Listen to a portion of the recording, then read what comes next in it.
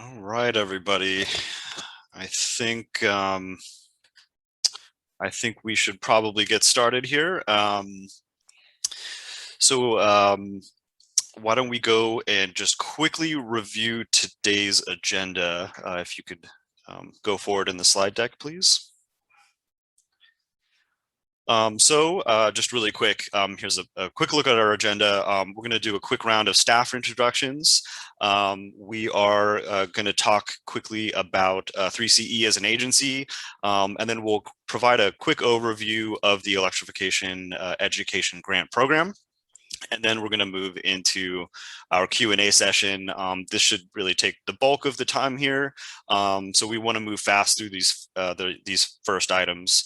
And we would just ask that you hold any verbal questions until the Q&A session. So just really quick, we'll do a quick staff introductions. My name is Dan Bertoldi. I am Manager of Energy Programs here at Central Coast Community Energy. And good morning, this is John Greaser, and I'm the new Director of Energy Programs working with Dan and the team. Great to be here. And I'm Kamran Taranchi. I'm an Energy Programs Analyst here at 3C. And Kevin Miller, other Energy Programs Analyst. Great. So just really quick, just who we are. So 3CE is a community choice aggregation agency. We are a public agency, technically a joint powers authority with 33 member jurisdictions from Santa Cruz all the way down to Santa Barbara. We are the preferred electricity provider for the Central Coast. And, as part of our mission, we reinvest our operational revenue back into the community through energy programs, really focused on building and transportation electrification, as well as community resiliency. Next slide, please. So I'm going to give just a quick high-level overview of the scope of this grant. This is the first education grant program that 3CE has done, and it really does follow along with our mission to advance building and transportation electrification. We want to fund projects that educate the public about building and transportation electrification, and to really address those barriers in the education field sort of along the Central Coast.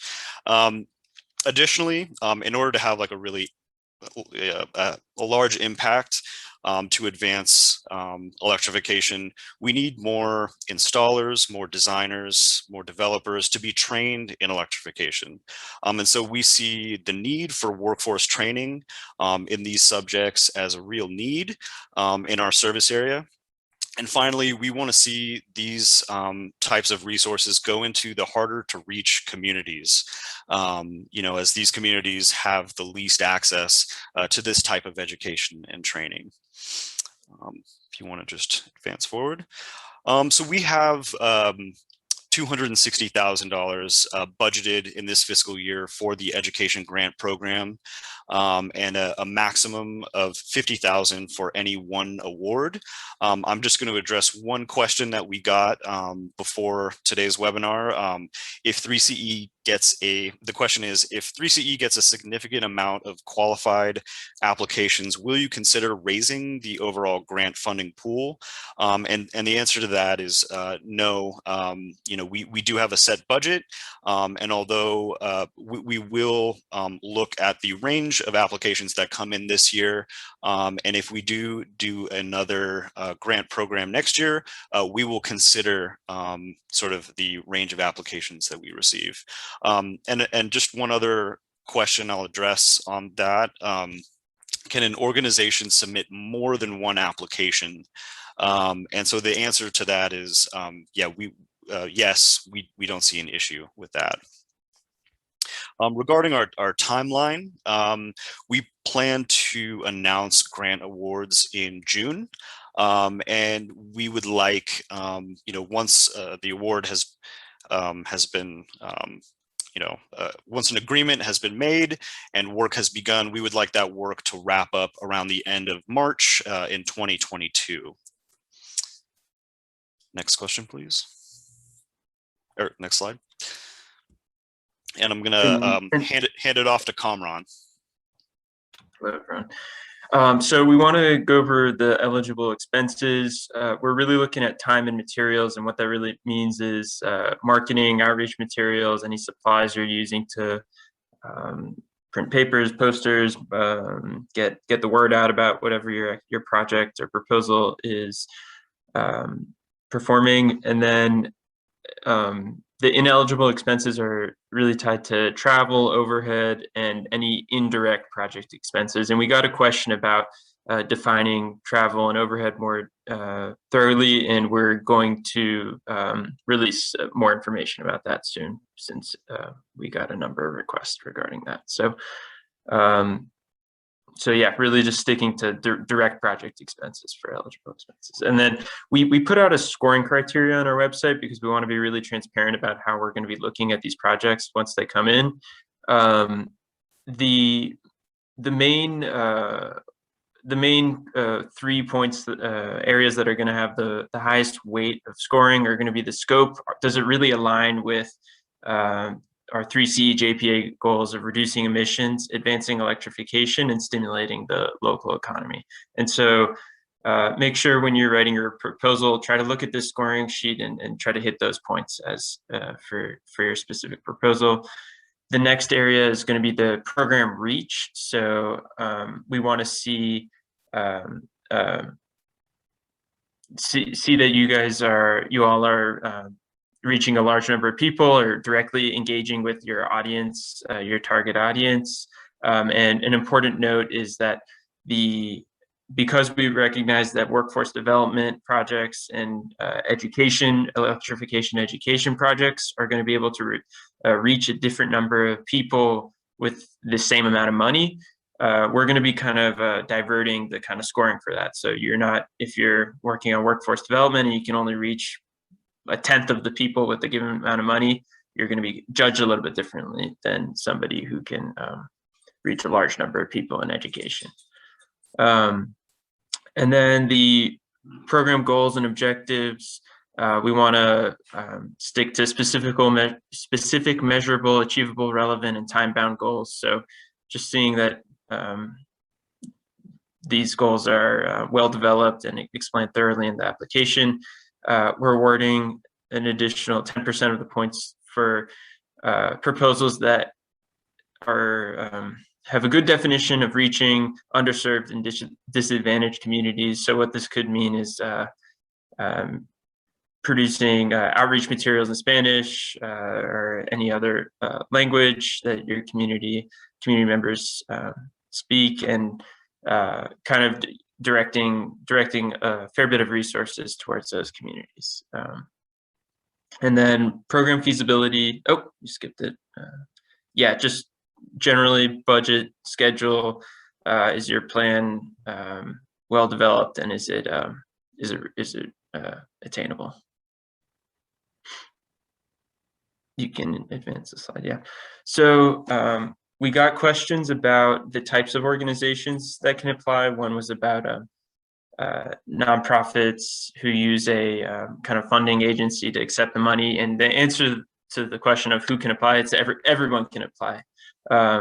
Even if you are a 3C customer, you don't, or if your organization isn't technically a customer, you're good to apply. We'll figure out the funding method after we've made these awards. And so applications will be reviewed on a competitive basis. And with that, we want all the applications to come in by May 13th, 2021. And as Dan already stated, for the work to be completed in March 2022. That actually should say 2022 over there. Next slide. And we're ready for Q&A here. So yeah, please use your, go ahead. Before we start on that, before we open it up to the participants, I just want to let everybody know that we are recording today's webinar. And so we will be able to look back on this. And also for questions that people put in the chat that we're unable to respond to in this hour, we will be providing written answers that we will both publish on our website, and we will send it out to the people registered on today's webinar. We're going to try to get that by the end of next week. And before we start, there's a couple of other questions I just want to quickly respond to that we did get prior to this meeting. I'm just going to start here with, is 3CE interested in aggregating administration of proposals from related projects already being implemented collaboratively by a coalition of partners? So we're going to discuss this internally and provide a more formal response to this question. We may ask the author of this question to provide a little bit more detail around this so we understand the nature of this question. Another question was, what's important to 3CE about 3CE brand representation within funded projects? This is definitely an important and interesting question. I think the response here is that all things are important when it comes to brand representation for our funded projects. Yeah. And finally, will special consideration be given to education work that directly increases awareness and enrollment in current 3CE energy programs such as your EV rebates? So I think the answer to this is, this will be considered as part of the competitiveness of the grant application. And I think it would depend on a case-by-case basis. So with that, why don't we go ahead and open it up?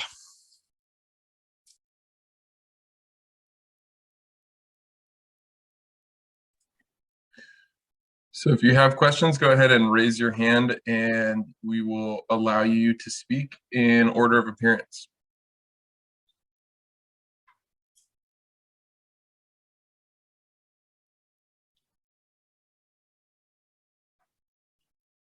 You can also utilize the chat or the Q&A. So it looks like we have Heather. Heather, I'm going to go ahead and allow you to speak. So if you go ahead and unmute yourself and you'll. Great, thank you. Actually, I had the question in the chat. Can an organization apply for 2 grants that connect to a single project, or would they need to be different project? And then a second question to follow up is, can an organization represent multiple organizations in one grant?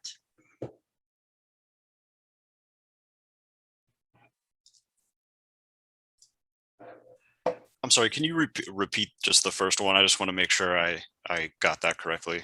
Oh, sure. It's actually in the chat. Can an organization apply for 2 grants that connect to one single project, or would they need to be different projects? I think, and this would be a single organization. Yes. So we're gonna take that one back and discuss internally and provide a formal sort of response to that. But I think to answer your second question, can an organization represent more than one entity applying to like a single grant application? And the answer to that is yes. Multiple entities or organizations can go for one grant application. That's fine. Great, thank you. Thank you.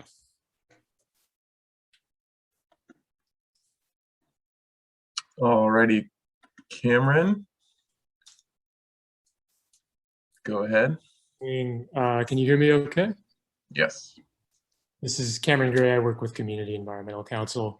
I was just curious if there would be any additional points awarded if an application was connecting to another grant-funded project that's focused on workforce development or EV education. I can take that, Dan, if you want. Yeah, sure, John. So I think what's important is that the grant funding be used, if awarded, to support additional work, not to support existing work. That said, I think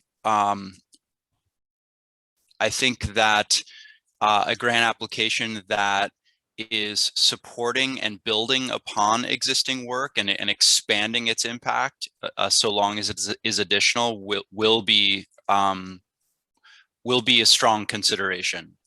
We recognize that there's a lot of entities out there that are engaging in existing efforts. And if this grant funding can support and build upon those existing efforts and expand the reach of those programs and projects, we very much look forward to considering those proposals.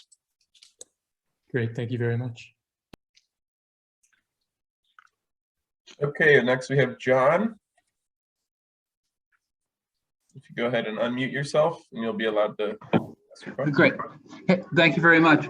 A question, in the evaluation criteria, it talks about greenhouse gas emissions, electrification, et cetera. But this is billed as an electrification grant. And I was curious how greenhouse gas reductions that don't involve electrification, are they viewed the same? I'm particularly thinking about undeveloped communities, disadvantaged communities, and the short timeline you have. Be very difficult to, pursue electrification, whereas greenhouse gas emissions reductions are a lot easier to accomplish in that time period. Yeah, I think I can take that, and John or Com, you can fill in. But I think the sort of main goal behind that section of the scoring criteria is really to look, does the proposed project support greenhouse gas emissions through education and electrification, and does it sort of align itself with 3CE's kind of overall goals?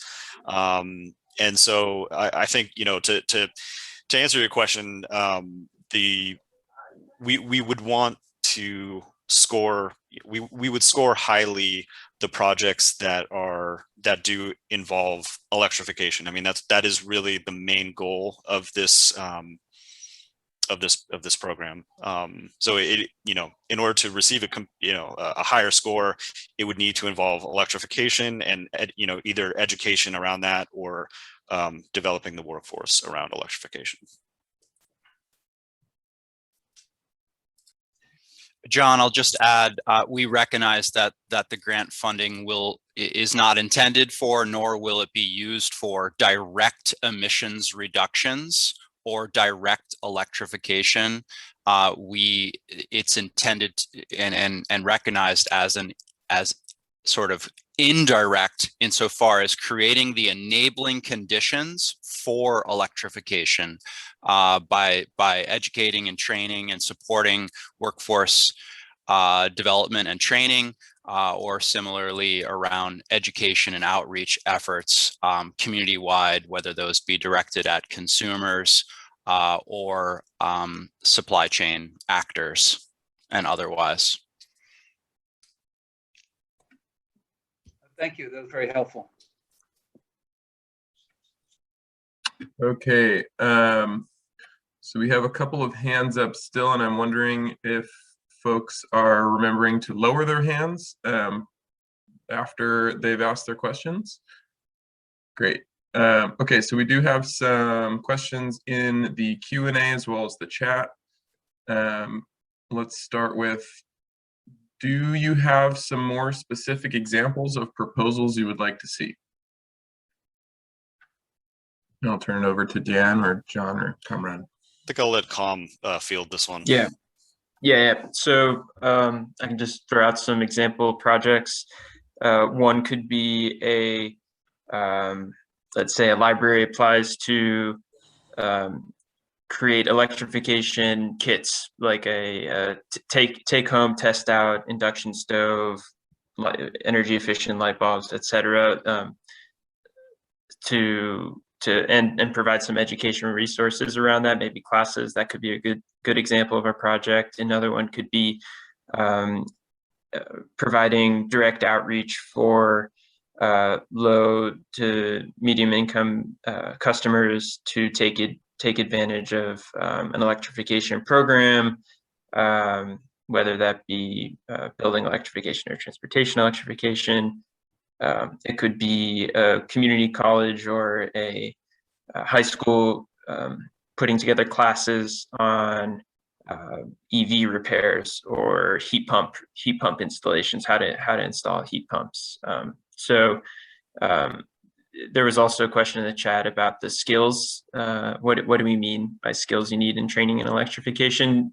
We're one kind of area you could think about for that are the sort of vocational skills that are necessary to spur electrification. We've heard there's a lot of there's a gap in the contractor knowledge around heat pumps, that it's sometimes hard to find people who have a lot of knowledge around installing heat pump water heaters and space heaters. So yeah, those sort of skills. And feel free to jump in, John or Dan, if you have additional projects. Thanks, Com. Yeah, I thought that was great. Thanks, Com. So we'll do one more in the chat here, and then we have some hands. Are there opportunities to do this as research or as a fellowship in tandem with outreach?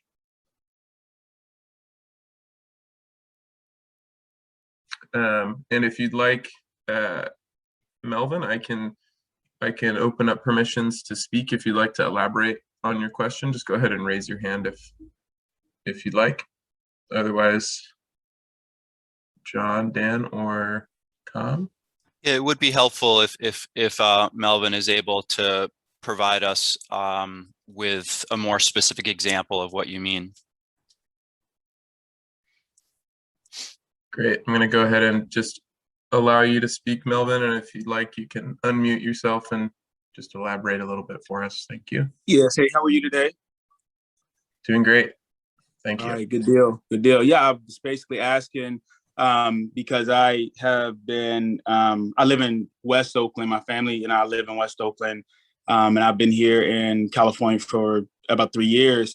But I frequent Peso Robel, I believe it's called, and then like San Luis Obispo, like the area.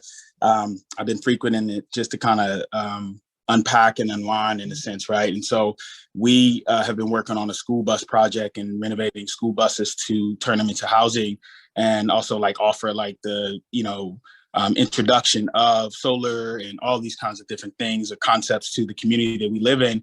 And so where I park my school buses is actually in Lockwood, which is what brought me to Monterey and these areas. And, this has become more of a research-based project to me, but obviously seeing the opportunity to not only educate other people on this opportunity, but has certainly created a work for me. So when it comes to fellowships and when it comes to the different assistantships and things like that exist, I haven't really seen one for my use case. So I'm just curious to see if there are any that exist within your ecosystem or any support mechanisms that you would recommend that someone consider, based on those details. Great. Thank you. Yeah, thank you, Melvin. From the sounds of it, I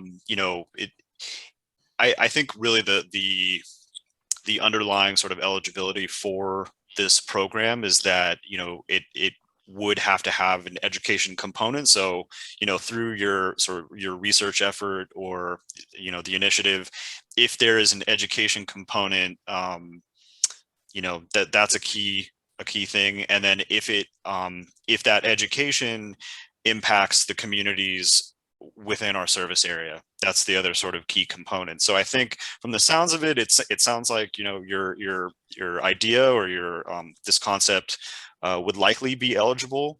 If you have more sort of quite kind of follow-up questions to that, feel free to reach out to us at programs@3ce.org.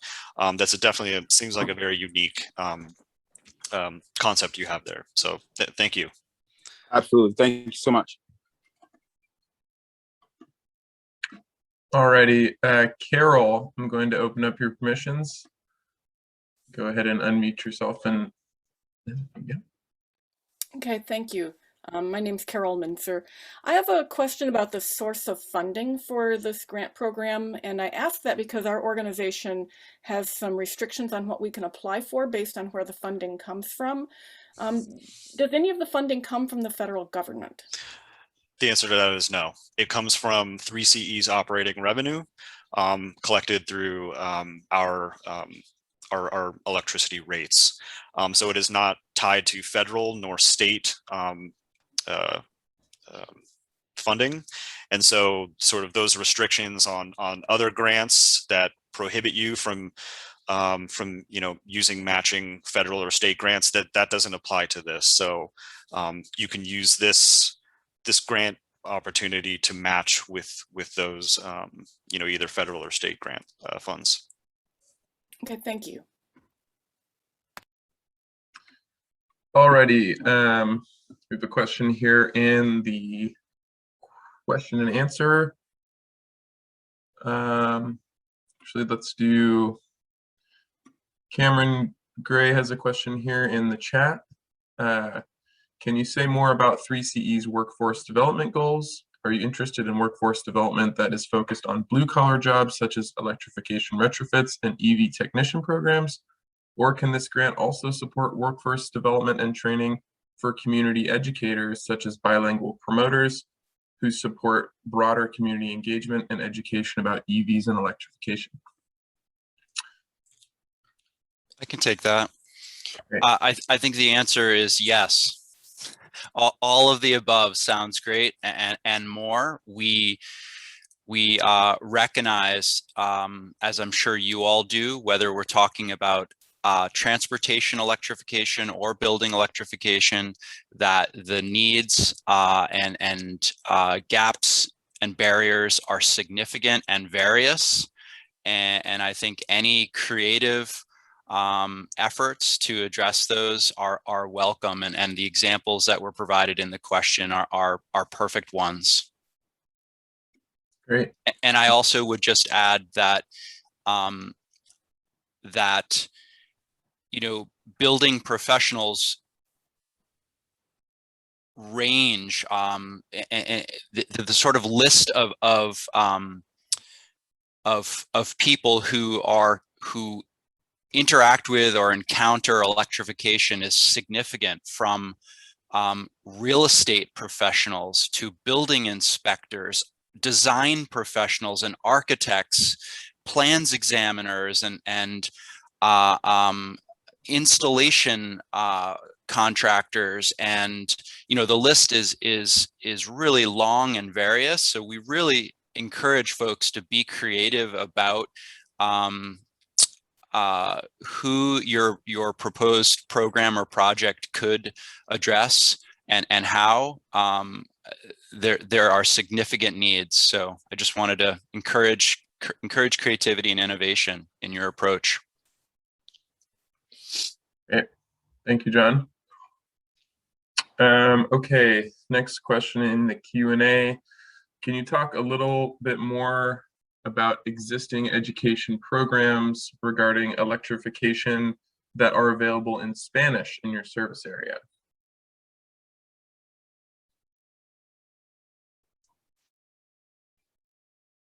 So I can take part of that. I think this is, maybe Dan, you can speak to the northern part of our territory better than I, but I can speak to efforts in San Luis Obispo and Santa Barbara counties. There is a great entity referred to as 3C REN, or the Tri-County Regional Energy Network, that is doing increasing work and programming that is available in Spanish, and providing programs and services and specifically instructional content aimed at electrification and energy efficiency in Spanish. I'm not sure I'm aware of other efforts that are sort of contractor facing or consumer facing that are, you know, full sort of coursework or workforce education and training that are. This is a significant need and an area that we really recommend or encourage somebody to address as under this grant. Dan, do you know of anybody doing trainings in Spanish addressing building or transportation electrification in the Tri-County region? So I'll just call out Ecology Action and Regeneration, and I believe I'm forgetting the other partner on that. They have a fantastic program that they're doing through Electrify America to educate people in disadvantaged communities around transportation electrification, specifically how to go and purchase an electric vehicle. And it's a really fantastic program model. Yeah, and I'll just say, since this question is regarding other programs that may be available, if there's anybody on the call who would like to mention an existing electrification program that is offered in Spanish, go ahead and raise your hand and I can open it up. Otherwise, I'll move on to the next question here.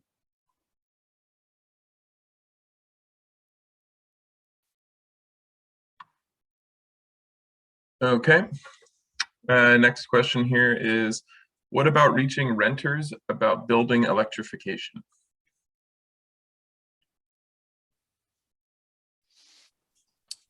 Similar to previous answers, absolutely. Renters are a critical constituency that would greatly benefit from these efforts. I'm sure most of you are familiar with the concept of the split incentive. That is that the interests of a landlord and the interests of a tenant are not usually and not necessarily aligned. And that has made traditionally efforts in energy efficiency as well as, to this case, electrification very challenging in terms of who will be paying for and who will be benefiting from those efforts. So we definitely strongly encourage proposals in this space.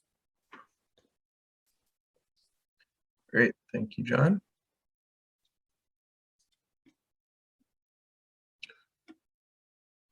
See, I don't see any raised hands or any additional questions. Okay, Piet, go ahead and unmute yourself. Hi, this is Piet Cannon with Ecology Action. Thanks for this presentation and the questions.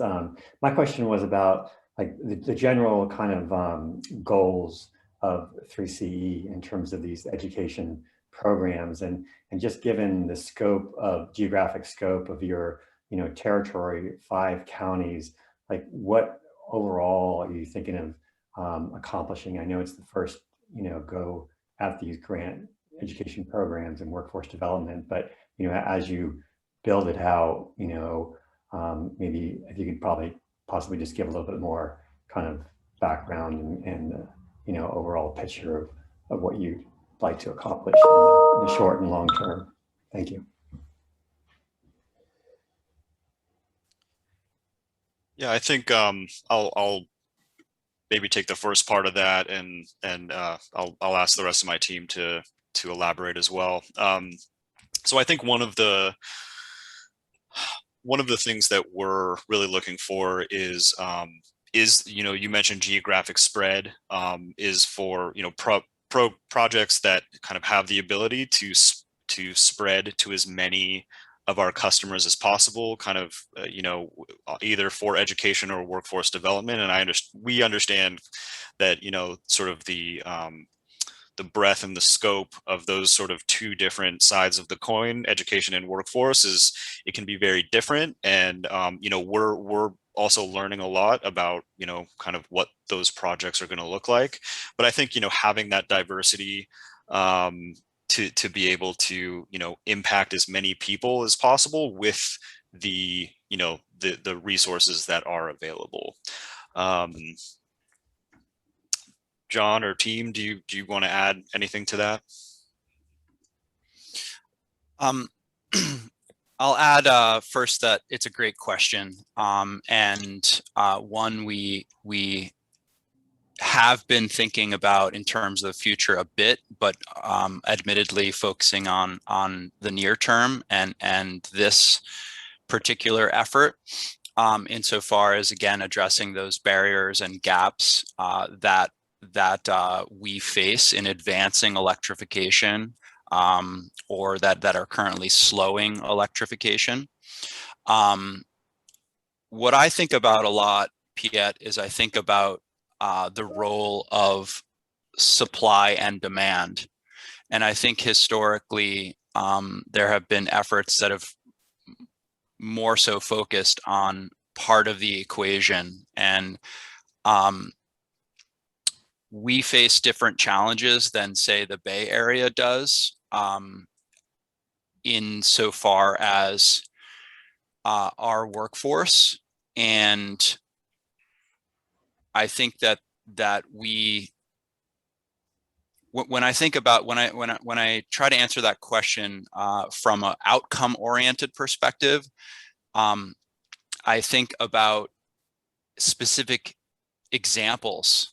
I think about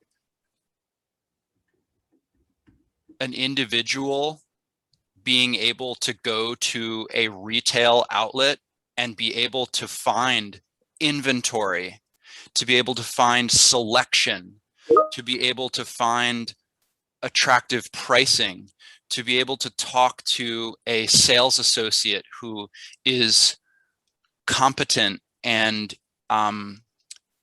able to answer questions about units. I think about midstream contractors going to a supply house or a distribution center and being able to encounter those same benefits, right? Options, selection, inventory. I hear stories about people going to Home Depot and there being a floor model that you need to ask a sales associate to get a picker for, to come and then lower from the fourth shelf down, and there's basically one model. I believe right now that Home Depot has heat pump models in only 17 of their 300 stores in California. So that's just one example. I think about folks encountering, going through the process of trying to find and purchase an electric vehicle, and encountering similar challenges, although perhaps getting better, when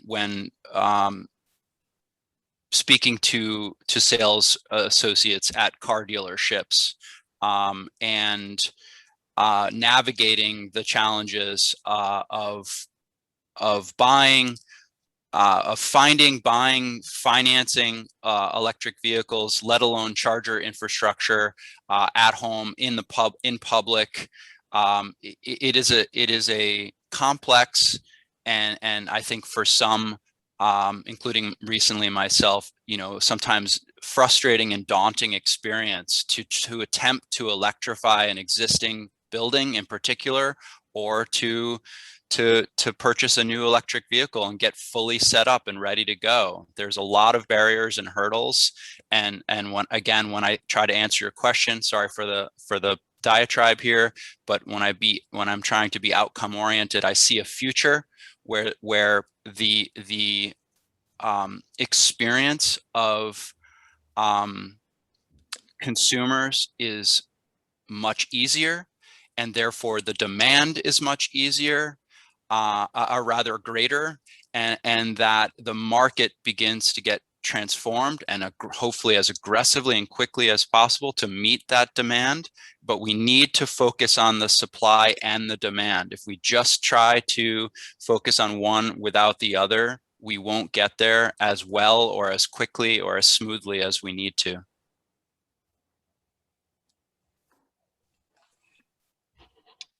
Thank you, John.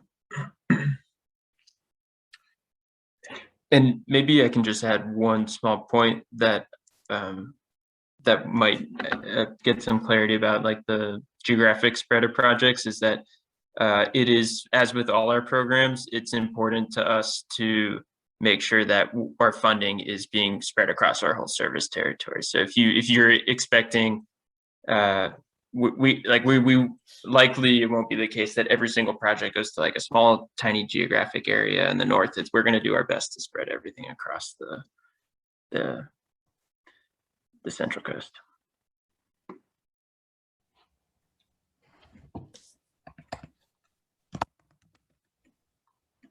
Alrighty, if there are any more questions, go ahead and raise your hand. Currently seeing none.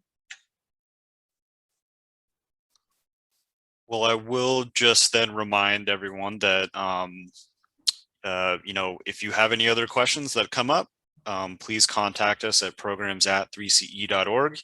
And like I said, we will be, publishing the questions that we've received and that we're going to respond to. And like I said, that'll be released at the latest by the end of next week. We have one more question. We have one more. Okay.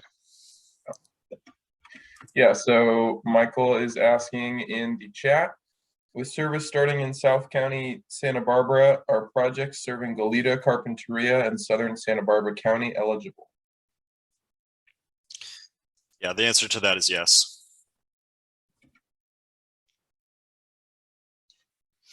I also wanted to, we have a few minutes here.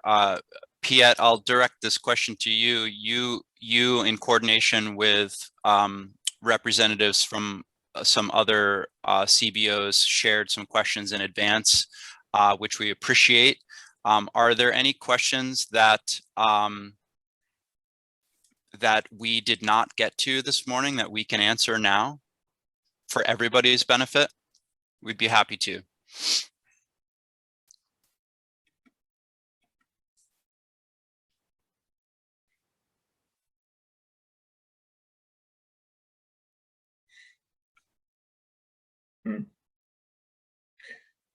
Thank you for bringing that to us, Michael.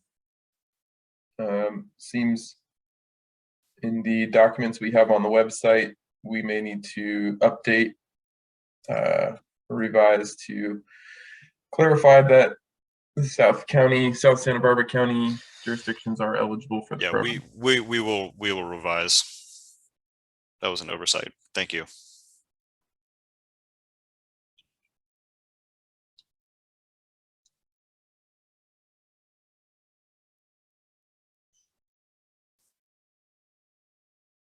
Thanks, Kirsten. Seeing your response there. Appreciate it.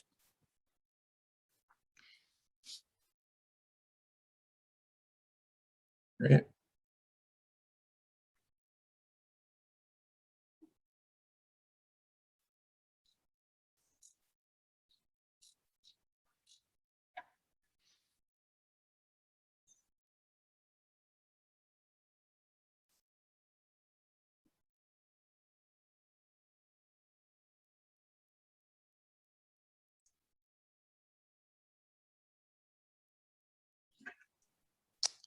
Okay. Well, thank you so much, everybody. We really appreciate all of your input and your questions. Again, programs@3ce.org if you have any other questions that come up, and we look forward to receiving your grant applications.